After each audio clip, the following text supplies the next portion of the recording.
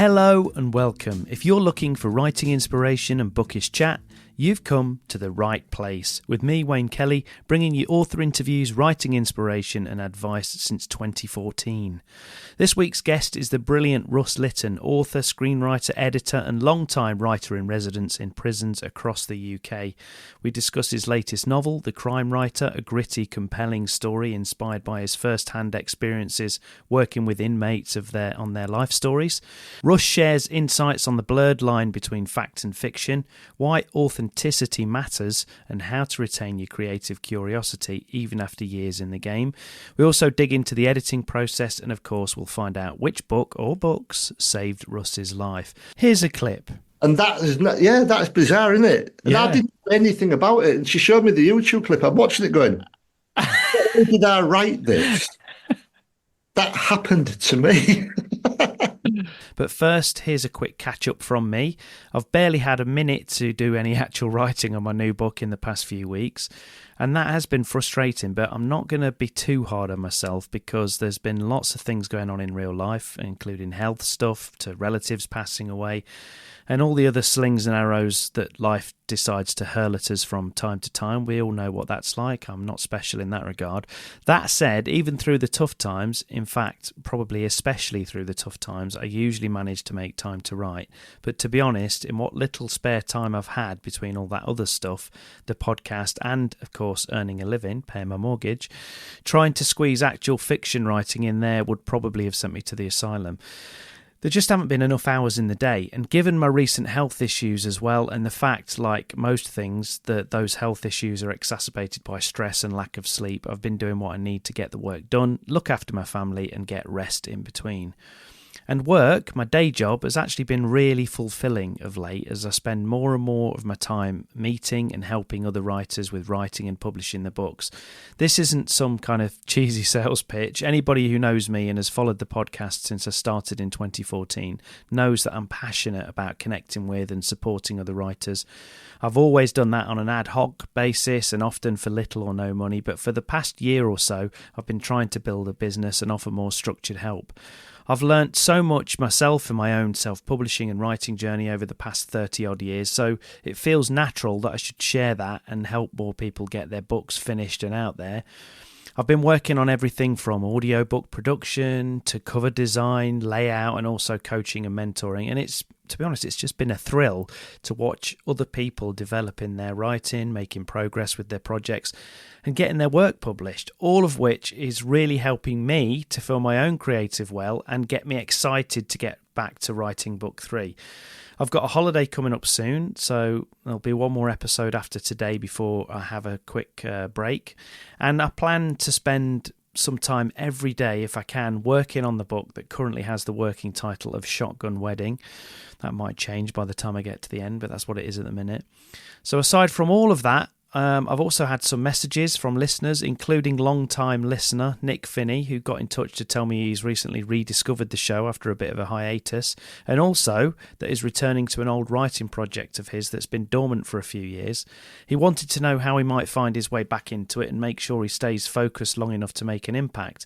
I gave him some advice that other people might find useful. First of all, I'd say skim your old work like a reader, not an editor. Just kind of reconnect with it and remember why you loved it in the first place. Keep it small. Doesn't have to be loads and loads of time initially, even if it's just 10 minutes a day. I think that's a win. Also, as often when I go back to things, a lot of the time it's just a bunch of notes or sketches, or it might be the premise and the setup. So don't spend even more time just world building. Get someone moving and talking, because it's the characters that should be driving the story. So get them up doing stuff and just see what happens. Also, don't feel like you've got to start from the beginning and write in order. I think that's something that comes up in today's chat, actually. If something grabs your attention, write it. It can be a good way to get back into it and stop you feeling like you have to stay on one thing at a time or follow a set path. So good luck to Nick and anyone else trying to get reacquainted with that old draft. And if, like Nick, you want to get in touch, Don't forget you can drop me a line to wayne@waynekellyWrites.com. That's WAYNE, because I'd love to hear from you and I always reply. And if you're a writer that's looking to take charge of your writing or your publishing journey, don't forget I now offer loads of helpful stuff over at my new website called WKW Productions. Whether you want full technical support or you just want some coaching to guide you through, there's something for every stage of the process, and you can find out more at wkwproductions.co.uk. Right, that's enough of my prattle. Let's get to today's chat with Russ Litten. So Russ is a writer and editor based in Hull in the UK. He's got a diverse background that encompasses film, radio, music and publishing. He's written several novels and short story collections, and his latest novel, The Crime Writer, draws inspiration from his extensive experience conducting creative writing workshops in UK prisons. And that's out right now. So it's a really inspiring and funny chat, and Russ talks loads of sense, as you'll hear. So enjoy the chat, and I'll pop back at the end to wrap things up. Okay, Russ, thanks a million for being on the right place. It's great to have you on. So just to start us off, why don't you just tell us, give us a sense of where you're speaking from. I like the picture behind your head, by the way. One of my favourites. Tell us where you're speaking from and also how things are going in your writing world at the minute. Well, I'm actually in the music room, which is one of the reasons I got a painting of Nina Simone behind me. And this is like the little room where I sort of play music in. Brilliant. So where I do my writing is in a shed in the garden. Not as glamorous. Not as glamorous, but I suppose now I've come to think of it, I got into writing through music, through song lyrics. So yeah, I'm in Hull. Both of these places, the shed and the are in Kingston upon Hull, and that's where I spend most of my time. Brilliant. And what's going on with your writing at the minute? Tell us about your latest book, The Crime Writer. The Crime Writer is, I think it's my fourth novel. Yeah, it's my fourth novel, and it's sort of inspired from my time working as a writer in residence in prisons, various prisons around predominantly the north of England. So that's what was the catalyst for it. It's sort of like auto fiction. I think it's the most sort of in a funny way. I think it's the most commercial book I've ever written, really. And I think it's like that because it was sort of plotted out from the beginning. I had the idea of it almost, and I almost never do that when, In fact, I don't. One of the joys of writing for me is exploring, telling the story as I go along and finding it, chiseling it out, as it were, Yeah. But I had the idea of sort of all of it as a plot, and I think that sort of prevented me from writing it as quickly as I normally would have. It took me a long time to write, and I think part of it was because I had plotted it out. It was a bit of a psychological barrier.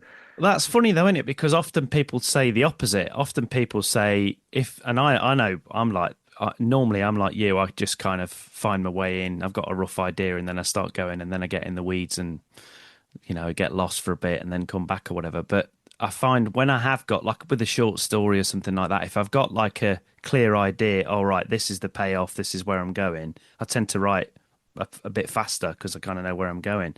But for you, it was the opposite. What do you think held you back? Why was it slower, do you think? Because I thought in my head, I think my subconscious was saying, well, you've already written it. So why? It became more like graft because like I knew where I had to get to. Funnily enough, at the last minute, the ending changed. Right. So that sort of process of flying by the seat of your pants did still apply in a sort of strange way. Yeah. Even though I had a sort of fixed idea of how it would end up. Yeah. Yeah. And I was really self-conscious with this book about sort of getting it wrong due to the sensitive subject matter of it, and the fact that I do still work in prisons. Yeah. Yeah. Because I wanted it to be, that's the thing about realist fiction, isn't it? You want it to be realistic, but it's strange because it's quite hard to make fiction realistic. Yeah, and still be interesting. I mean, is that whole thing about, I'm probably misquoting it, but is it drama? Drama is basically real life with all the boring bits taken out. Well, so, yeah, fiction is the prism through which we examine the truth is another That's variation. good. Right? Yeah, like Yeah, that. I've not heard that one, but that's true. Yeah, yeah. yeah, and I think that was another reason why it took me quite a long time to write it. So just give us a sense of the premise for people listening that want to check it out. Well, the premise is a writer called a young woman called Sam Cartwright goes to work in a prison as a sort of tutor, creative writing tutor. And when she's in there, she meets somebody serving an IPP sentence, which is an indeterminate public protection sentence. It means you haven't got a release date. You know, you could conceivably serve, spend the rest of your life there. And this guy called Sean shows her his life story. He said, "I've been writing my life story while I've been incarcerated. Can you help me edit it and get it published? Because he wants it to serve as a warning to young people coming after him, not to lead a life of crime, you know." And she basically steals the book from him. She loses a job at the prison, takes his book with her, and passes it off as her own as a work of blockbuster crime fiction. Of course, this upsets him enormously, and he gets out of prison. Superb. What a great setup. Yeah, it came about because when I started working in prison, I worked with so many lads who like had been writing the life stories, and I read so many amazing sort of stuff that you literally couldn't make up, and Yeah. and I was telling my pal, and I says, God, he says, is any of the writing any good? I went, yeah, some of it's astonishing. Especially sort of like the subject matter and stuff. And he went, are you ever tempted to steal any of it? And I thought it was one of them, what if I did, Yeah. So obviously it's not a good idea. Yeah, exactly. Yeah. It's fine as long as they don't get out. Well, yeah, I mean, this is the thing, this is part of the other inspiration from the book. When I first went to work in libraries, one of the only rules I had, and it wasn't particularly my rule, but it was a rule from, sorry, it was the speaker. It was a rule from, the governors, like they can't glorify crime. Of course, yeah. You can't glorify crime in your writing. You can write about crime, but you can't glorify it, which is a bit of a sort of a bit off really when you consider the libraries are packed with, books of real life crime. Yeah, I agree. And so the hypocrisy of it and the sort of stupidity of it Well, it's made me kind want of of that we celebrate criminals yet and condemn them. We do both. it's kind of harks back. My mind's gone blank as regards what it's called, but the thing that happened in Hollywood in like the 40s, 30s, 40s. I forget what the actual name of the act was called, but it was the same thing. Basically, if you had a criminal at the center, so obviously all these mobland pictures, gangster pictures, White Heat, and all the rest of it with James Cagney were massively popular. But you could never ever have, well, a happy ending, for want of a better term. But for the criminal, he could never, in the end, he could never prosper. He always had to die, or he had to go to prison, or whatever. Yeah, but the thing is now, real criminals are writing books and Yeah, real criminals are making films. And yeah, they don't have an Hollywood director censoring them. no, And exactly. books are really massive, big business. So Yeah, we're caught, aren't we, really? yeah, Consumer capitalism is caught between celebrating and condemning. yeah. And the book sort of examines that sticky area, I suppose. Yeah, it's that I think probably for most people that kind of live fairly normal humdrum kind of lives, it's that you sort of experience it vicariously through them. I know that's like why I read a lot of crime and stuff. Mm. It is that kind of you've got the excitement and everything else and the buzz that some of them probably feel in real life when they're doing some of this stuff, but except you're not doing it and you're not going to get in trouble for it and everything, I suppose. Mm. I think, yeah, there's that, and I mean, as soon as you make a film about anything, you glamorize it. You know what I mean? Yeah, yeah, But I think the other thing as well with crime stuff, there's sort of like archetypal tropes, isn't there? There's like heroes, villains, endings, rags to riches, all the classic story structures are there. There's a puzzle, with a lot of crime fiction in it, like it all goes back to Sherlock Holmes, all that sort of stuff, doesn't it? And yeah. I mean, to go back to your other point about the Hollywood censorship and that, of course, now not just the real life crime stuff, but you look at, I mean, I always think American crime fiction leads the way in this genre. You look at stuff like the Wire, where not everyone who's good is bad. You know, is can be bad. You know, that cops Yeah, are yeah, bad and criminals are good and blah blah exactly. Yeah, blah. No, yeah. nobody is black and white, and that is a really sort of uncomfortable area to sort of examine. I think sometimes. That's why, I mean, that's why my preference is American crime fiction for that Mm, very reason, and I'm probably drawn to a lot of American crime films as well. But for that very reason, it's why I like this sort of. Sometimes it's a private detective, but sometimes it's a small time criminal or whatever. And the books that I write at the moment, anyway, that's my central character is a criminal or yeah. an ex Well, criminal. the problem with police is that they have to abide by the law. I mean, Yeah. the second book, Swear Down, it was initially two confessions, Mm. two people both accused of murder, and they're both covering for each other. They both say they're guilty, and but then I decided to bring in like a third sort of main character, which is like a policeman, sort of, and that get him to sort of follow it all around. But the problem with it is, and I knew a guy, a cop from the Met, who I said to him, what happens if this, that, the other, and he went, well, and give me a load of boring procedure, and it's like dull. It's like sitting in vans, knocking doors, ringing people up. That isn't the stuff of gripping fiction, is it? So No. I can see why people go for the maverick, or the Yeah. criminal. Or Yeah, you can see why all these stereotypes sort of exist off the back of Mm, that. Like you say, it's somebody that doesn't play by the rules because the rules are often a bit boring. But it's mm. why I'm not, I mean, one of the reasons I'm not a massive fan of police procedural and in terms of writing it is because I'm lazy, apart from anything else with writing it. You've got to do loads of research and everything has to Yeah, be, it's got to I be know. like this. So I know that people do take sort of a few liberties for the sake of the story or whatever, but Well, the best. Have you read Hawthorne and Child by Keith Ridgway? no. Read it. It's brilliant. It's like a modern detective story, but it's like it don't make any. I read an interview and he said, "I don't do any research. it's what I know off the telly." Yeah. And it's a very surreal novel. You know what I mean? It's Yeah. like sort of these jagged, disconnected sort of stories with these detectives drifting out of them. Yeah. But I think that's a really good way of doing it. Subverting that sort of thing. Yeah, Make it definitely. psychedelic. Just owning it as well. I mean, it seems like TV gets a lot more leeway than books because telly programs a lot of the time. I mean, at the minute. I'm watching Mobland, which is like just pure entertainment. I mean, it's stupid. Most of it's Mm, stupid. Tom Hardy makes it a lot better than it actually is, probably.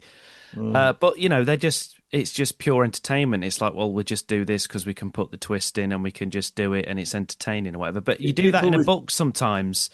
I've seen especially if you go in reviews or you look at comments, people are like, well, actually, that would never be able to happen because the police Well, can't it's do this. because books are marketed as things of import and gravitas, whereas Hollywood is disposable, throwaway pop culture, whereas books are weighty, which is absolute nonsense. They Yeah, both can be the other, yeah, obviously. yeah, yeah. Um, but stuff like that, I mean, what that show you just mentioned, I'm sick to death of all of that now.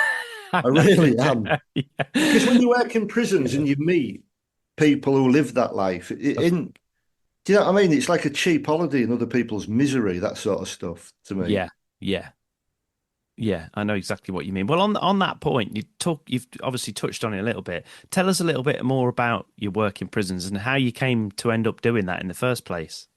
Well, I had a job, funnily enough, writing the sort of stuff that you was talking about before in film, writing films, but sort of gangster films and stuff.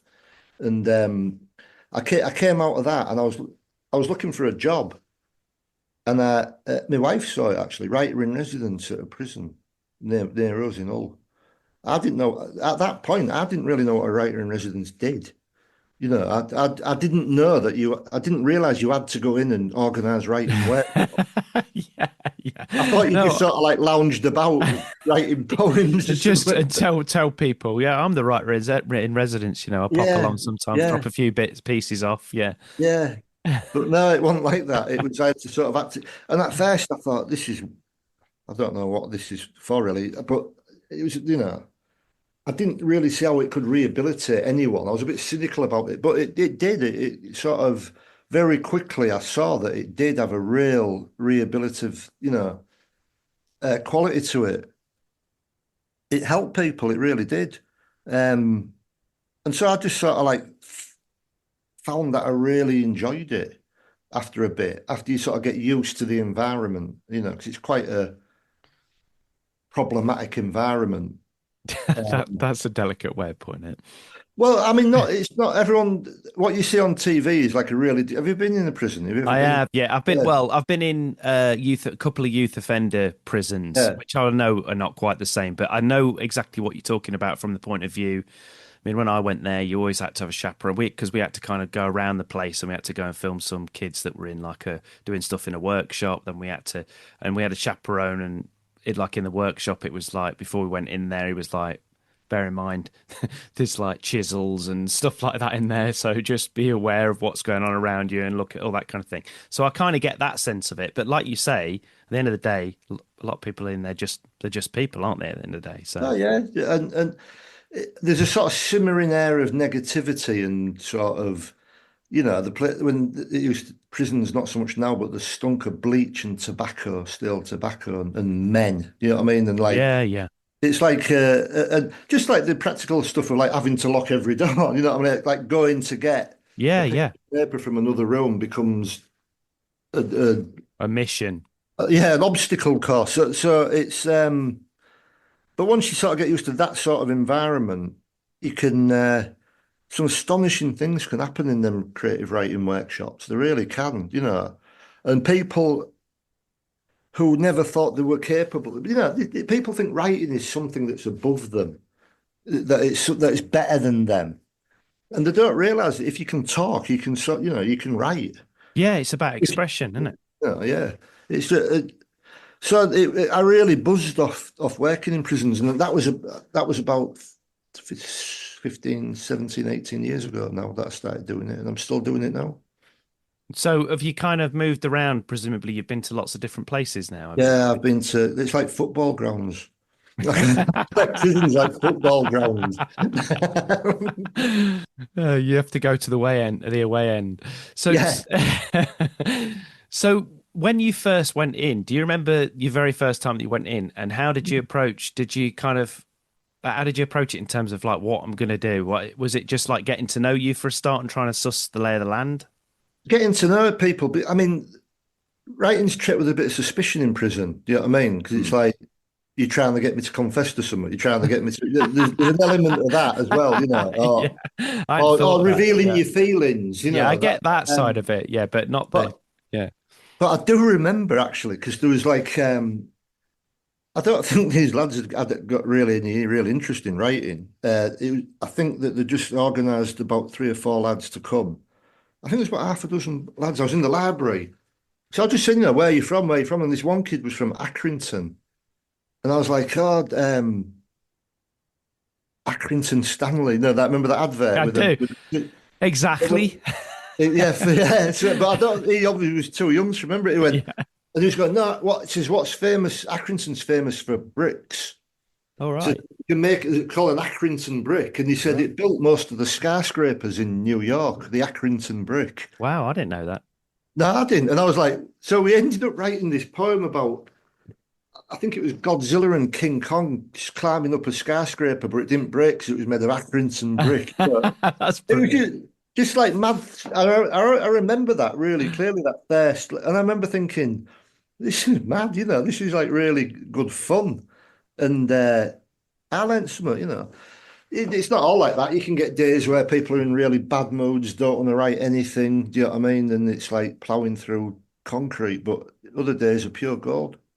Yeah, I bet. So, what sort of exercises do you tend to do with them? Well, stuff like here's one for you. Right, okay.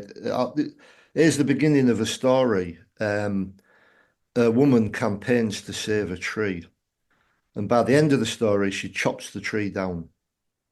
You just Brilliant. got to sort of like, I mean, you got to be careful not to be too didactic, you know what I mean? But it's got to be fun. Men tend to want to write poetry Right, that's because it's interesting. short and easy to, you can finish it, you know. Yeah, yeah. And the thing you got to convince people is that they're not going to get it right first time because they write something and they agonize over the next. And you go, don't agonize over it. Just don't get it right, get it written. All that you sort of.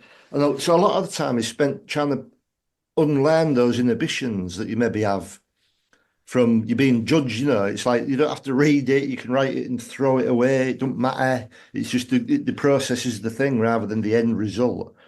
And once you get over that, you can write about anything. You've got to be careful sometimes about, you can't say what was your best ever Christmas because they might have had horrific Christmases.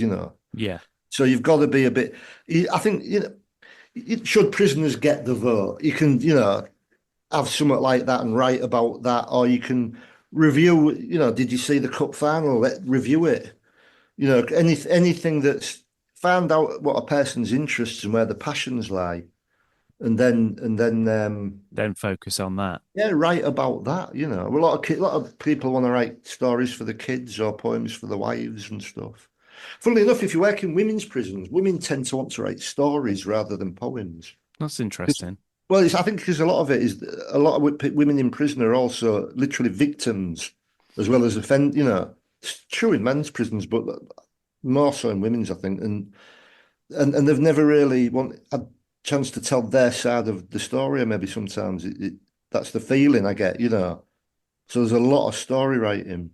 It's interesting the differences. Yeah, it is. What do you think you've learned as a writer from doing this for 16, 17 years or whatever it's been? Um, to be brave, I think. Because what you tend to see is when you first start writing or playing the guitar or whatever, you don't have a clue what you're doing. So therefore, you've got no inhibitions. And I've seen Yeah. lads write things going, God, I would never have thought of that because I would have thought of a million reasons why you can't do it. Yeah. Do you know what I mean? Yeah, I So do. Yeah. I think it's taught me to sort of like try and cling on to that beginner mentality. Yeah, I've heard other creatives say something similar before, and I think you're dead right. I mean, I can remember when I first started to learn to play the guitar, and I learned like most people do the first three chords or whatever, and then I just started moving my fingers around the fretboard and going, "Oh, that sounds nice," or "That sounds nice," and then trying to write songs or whatever. And I'd say to my mate that was like properly, grade eight or whatever in guitar. So I've come up with a new chord, and he'd go, "Well, no, actually, that's," and he'd tell me what the chord was. But like, I sort of didn't want to know really because I I was think just that's happy just moving around. no. I think that's a really healthy attitude. I've got a pal in a band who's exactly the same. I went to see his band rehearse, and he was playing with his song, and I'm thinking, what's he doing? Because I played, when you play Yeah, guitar, I'm thinking, what's he doing? I went, what chords that? And he went, I've no idea. He didn't know the names of any chords. no, I'm And still a bit like that now. I yeah, can't be yeah. bothered. No, and it doesn't matter. Too much knowledge is a bad thing, I think. Yeah, yeah, I agree. I agree. It's like you want the basics so you can at least sort of communicate to other people. Because I find that if you're going back to the band thing, being in a band, a problem you've got is when you're trying to tell other people like what to play or whatever it is. Mm. They're like, "Well, what is it? Well, like what should I be playing? What is it? A C? Is it in E? What is it?" So you need to know the sort of basics. And I suppose writing's a bit like that. I mean, it does help you if you've got some kind of grounding and something that you can learn as regards the structure and everything else. But I mean, I talked about this before, but on this podcast, but my grandma was proper working class. She left school at like whatever, 13, 14 or whatever it was then. And we kind of found out late in her life that she'd been writing for ages, just scraps of paper and in a book. She wrote a lot of poems and just funny little things, really. And, a punctuation and everything was appalling. A spelling was absolutely terrible. But these things were absolutely brilliant because they were basically written how she speaks. And Mm. that was a great thing because, like, the thing that if you talk to a lot of, agents or whatever, and you talk about when you send something off and it's like, what's that thing that holds you? 9 times out of 10, really, it's the voice of the person, Yeah, isn't it? of More than the course. Yeah. story initially, because that takes some time to develop. Well, I always remember the first time my first publishing deal, it was with Random House, and I said to the guy who signed it, I says, "What makes you say yes to a book?" And he said, "Well, there's two things." He said, "Great writing and a great story." He said, "If it's a great story and the writing's not very good, we'll probably publish it. If it's great writing and the story's not that good, we probably won't." Yeah. So yeah, I Yeah. think absolutely it's because I mean, it's like the same thing as it's like an audience with someone or something, isn't it? You know, like reading a one-on-one thing, reading a book. So yeah, voice all the way, man. Yeah, I agree I with you. think that's what helps, like to read stuff out. I don't know whether you do that when you're writing or when you're editing, but without a Hmm. shadow of a doubt, I mean, I've polished something and I think, oh, this is great, and then I read it out and I'm like, this is not great. Well, I remember someone said the idea is to make the writing disappear, Yeah, to make it not like writing, so it reads not like writing. It flows like water, you know, and I think the the other thing as well that what you was talking about before comes from reading rather than writing. You know, like because all like structure and the basic grounding and all that. To me, it was that's why I loved American literature because it seemed to be a lot freer and a lot more natural. You know, I found the English classics, even though I love them now in later life, I come at the time it was like nothing. You know, it might as well have been another country, a foreign land to me. But America seemed much more that you know that American voice seemed much more natural and resonated with me a lot more. Yeah, yeah, definitely. I agree. I mean, it's a bit like, I mean, I do part of my day job is I do video editing, and it's the same sort of thing. It's like if you notice the edit, then you failed. Like you should yeah, just be following what's happening. And I think like it's similar thing with referees. writing. Yeah. Yeah. If only. Yeah. If only they actually stuck to that a bit more. Especially now we've got VAR. But anyway, that's another story. So Mm. you mentioned there your initial, the first time you got a deal, Random House or whatever. Just tell us a little bit about how you came to writing in the first place and how you ended up that. What was your kind of path to publication then? Well, I've been writing since I was seven. So the first thing I got published was when I was seven in the local paper. I mean, I reference it in the crime writer. She talks about it in the first couple of pages, and that was the first thing. It was reproduced verbatim, that story. So that I think that gave me the encouragement to be a writer. And as I got older, I didn't know any writers. So the only writing that really sort of struck me was song lyrics like the Jam and the Clash, and you know stuff like that. So that's how I got into writing. So I joined the band and I wrote the lyrics, and then when the band was over, I was always writing all the time. The lyrics became stories, the stories became longest, you know, etc., etc. But how I first got published, I was writing films in London, and I was going home on the weekend, and I got a taxi back home back in Hull, and this guy told me a story about taxi driver told me a story about this kid who was he took a ferry took in the dead of night to the Humber Bridge. This kid wanted to throw himself off the Humber Bridge, and the taxi driver talked him out of it. And I thought it'd make a really good film. So I went back and I says, I've got this, and I wrote it as a film script. Um, but the two most difficult things is like filming in cars and filming at night. So it was like it proved to be a bit of again naivety. I did that, so Yeah. I thought, well, why did he want to do that? So I had basically a series of sort of 10 disconnected tales, and that my brother-in-law, funnily enough, says, "Oh, I know a guy, a writer. He's a published writer. Oh, do you want me to send him some of your stuff?" And I went, "Yeah, yeah." So I did, and he rung me up. He's a guy called Sam North, beautiful guy. He was a creative writing tutor at Exeter University, screenwriter as well. Lovely, lovely man. And he rung me up and went, "I think you could be published." And I'm like, "Right, okay. Well, how do you do it? You know, Yeah. what do you do?" Yeah. He sort of introduced me to about three or four agents, and two of them read it. They all read it, and two of them offered me, and yeah, and I chose the wrong one basically. That's The interesting. wrong agent. Yeah, that's another story. It was quite a pivotal thing that. But anyway, it went out to submission. Well, it was 10 short stories, but he said, make it into a novel. So I sort of like, I realised they were all written around the same weekend. So I just basically chopped them all up into chronological order and mashed them all together like a giant mashup of 10 stories. And it was like, and I rang him up and went, Sam, my agent, I went, how many words do you need for a novel? He went, about 90,000. I was like, yeah, done it. And funnily enough, Random House, William Heinemann, offered me a deal, publishing deal. So I was like, right, so, and then he went, I really liked the structure, your innovative uses. I thought that was that was like literally a last minute light bulb thing. Do you think as well, do you think because you'd come from the background of writing scripts, do you think to a certain extent you probably just looked at that like as a problem to be solved like you would with a script, you know? Sorry, yeah, looking at it like a script. No, do you know what I think it was? I was loath to start again.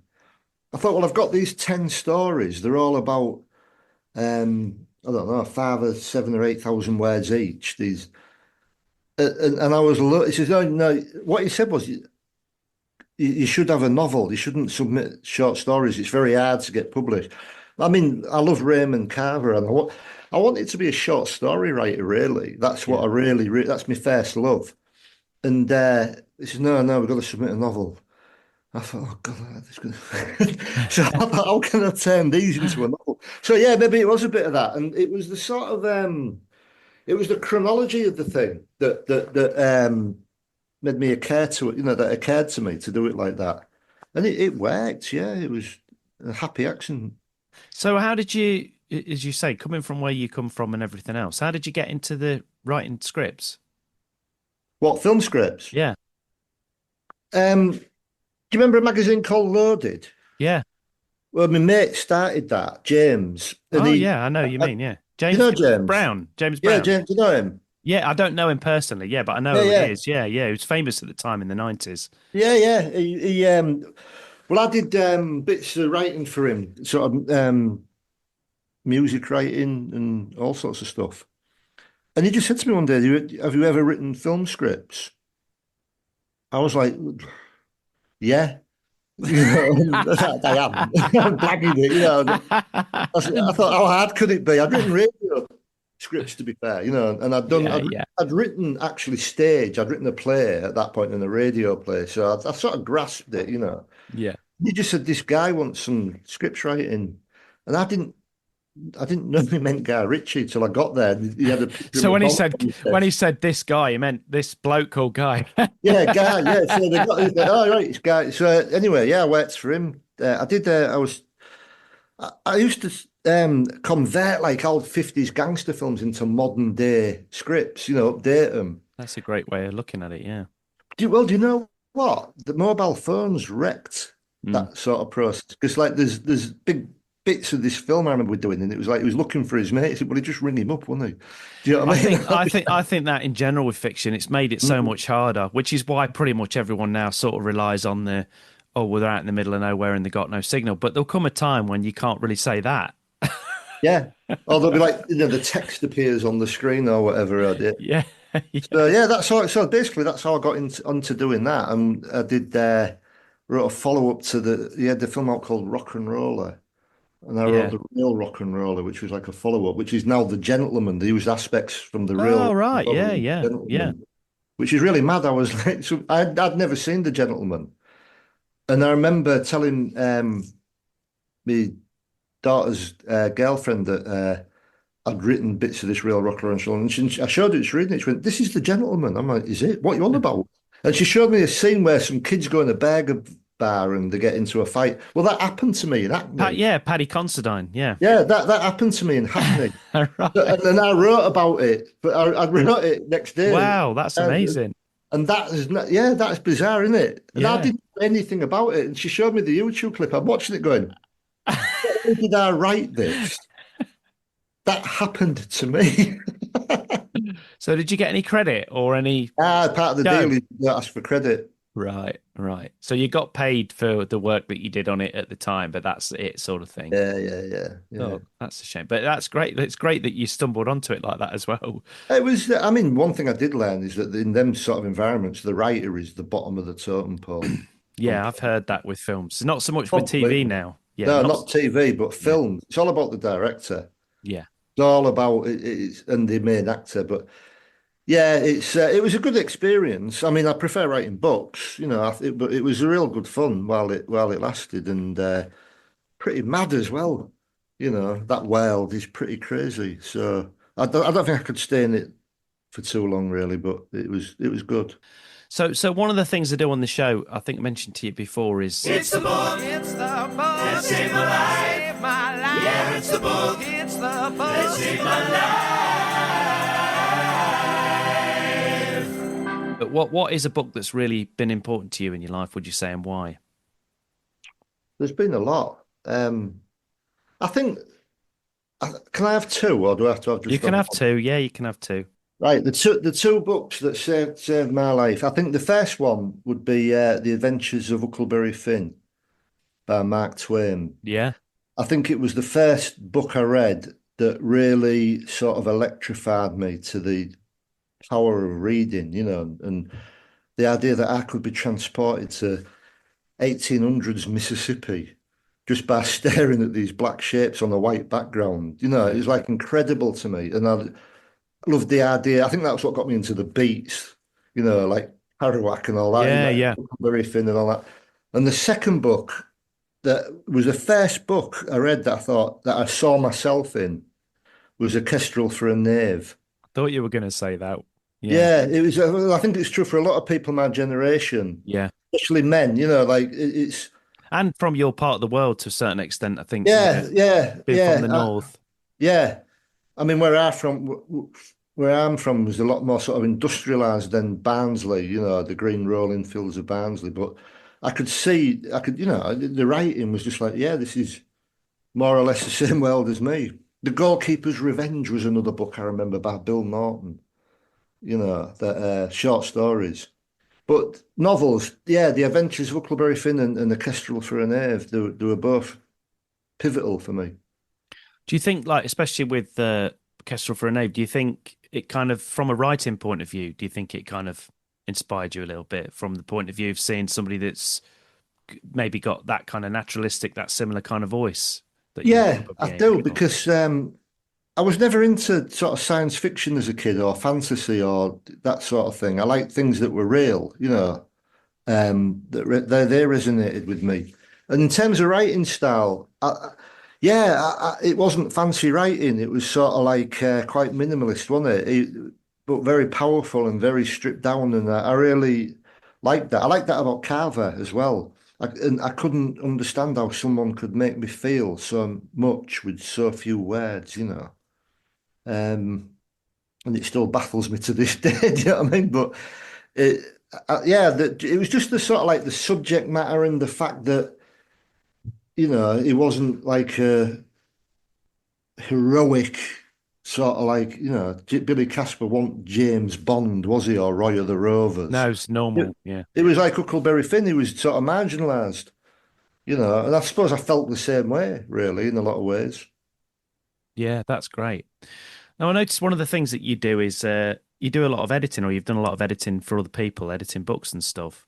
Mm. What what are some of the biggest things that you see when you take on a book? Are they kind of recurring things that you see when you take on the first, not necessarily the first draft, but an early draft of a book when you're looking at it? What were some of, in terms of like other writers that might be listening to this, what are some of the first things people should think about when they're thinking about editing their own books or getting to that point where they need to do a proper edit? To me, the art of editing is all about the question I ask myself is how much of this can I take away and still retain what I perceive to be the original meaning or the original intention behind this? Um, and I think a lot of it initially is sort of establishing with the writer what is it exactly you're trying to say here? Because there's a lot of the "I'll kill your darlings" thing is it is very true. Mm. It is. And sometimes it depends how, if you want to edit with a light touch or an heavy touch, it depends on the writer you're working with. I've worked with writers and edited some books where I've made quite sort of radical suggestions and they've gone along with it and done it. And I think it's been for the better. Yeah. And other times it's like, well, this just requires some light pruning. So I Yeah. think if I'm editing stuff, it's that strict, that is really a good question as well with to do with kids. When I've edited loads of anthologies for kids in schools and the schools I've worked in, a lot of the kids, English isn't the first language. So then you think, right, what do I edit this according to what I think this young person is trying to say? Because bear in mind, this will be they'll have this book in 10 years' time, hopefully. And will they look back and go, that's me, a photograph of me then, and my way of seeing the world through my limited vote? Or will they feel embarrassed once to get better at, or, using the language? So it's all about what is the intent? What's the writer's intent? And trying to remain as true to that as possible. Sometimes the process of editing means you find that out together, you explore that together. I was gonna ask you that because I would say for a lot of writers, me included, sometimes when I've finished the first draft, if you'd have asked me that question when I finished the first draft, a lot of the times I probably can't answer it. I'm not sure yet what I was trying to say or what it's about or whatever. Mm. So how do you sort of tackle that? How do you sort of go through that? I think the best thing to do is wait. Do you mean for myself or if I'm editing Well, something? for both really, but mainly for the author. Like when they sit down, they first look at that book. Well, I think it's, my biggest enemy throughout my writing and publishing career, if you can laughingly call it that, is like impatience. And I think hindsight is always 2020. It's the only Mm. way we can understand stuff, isn't it, in Yeah, reverse. But yeah. and like you, I don't understand really what it is I'm saying until ages afterwards. So I'm not in a rush to get it out, really. I've had to teach myself to be patient in sort of letting stuff marinate.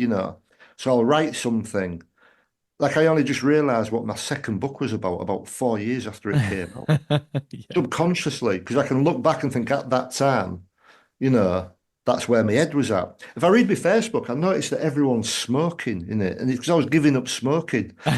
So it's on your mind. It's all you can think about. Um, so yeah, I think you have to sort of sit with stuff for quite a while.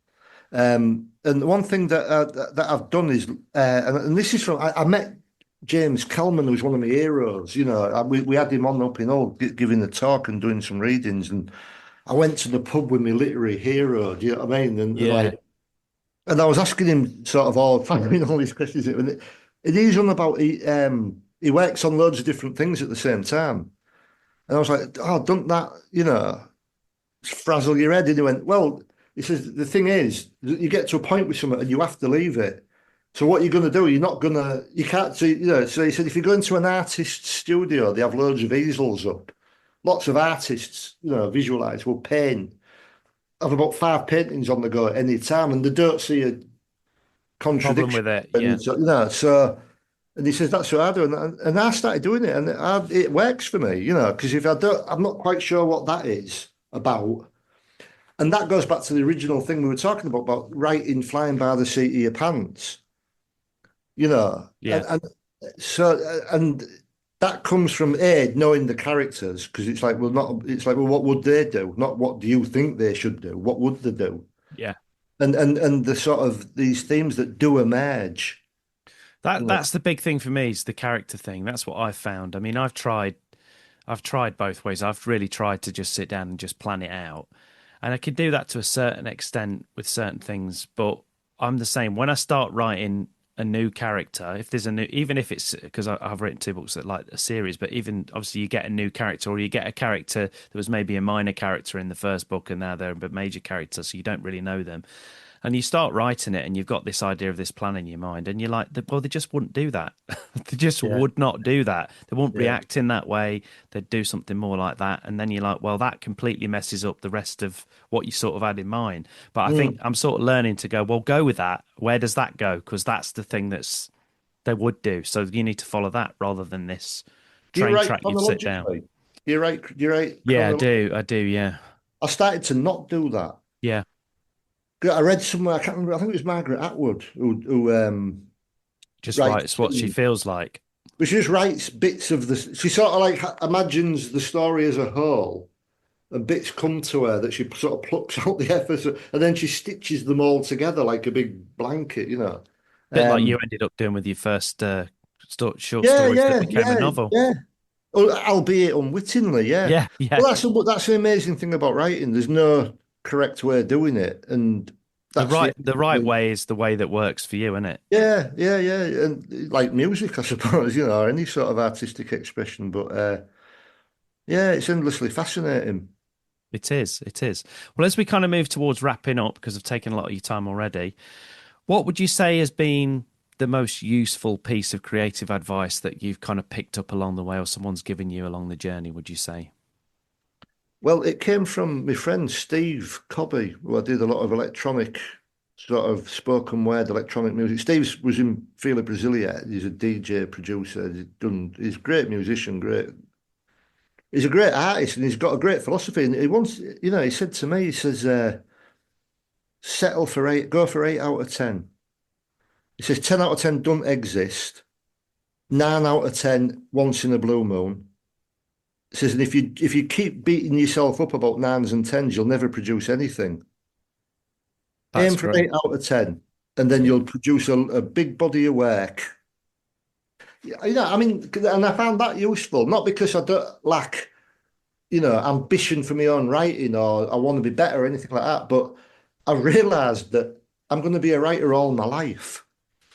So, I want to enjoy it, and I don't want to beat myself up about it. Because a lot of the writing world is to do with ego and money, and I've tried to eliminate both of them things from my life. Not money, obviously. I didn't. Yeah, The pursuit of it. Do you know what I mean? The Yeah. pursuit of ego and money makes you ill.